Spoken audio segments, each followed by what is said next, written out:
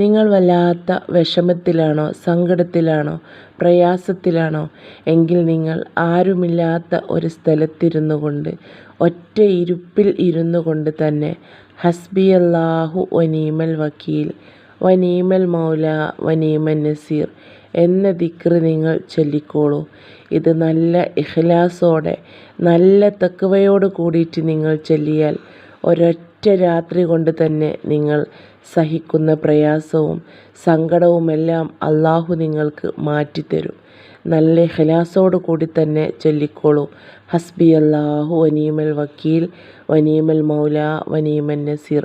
എൻ്റെ എല്ലാ പ്രയാസങ്ങളും, എല്ലാ പ്രശ്നങ്ങളും, എല്ലാ ബുദ്ധിമുട്ടുകളും എല്ലാം എനിക്ക് അള്ളാഹു മാറ്റിത്തരും.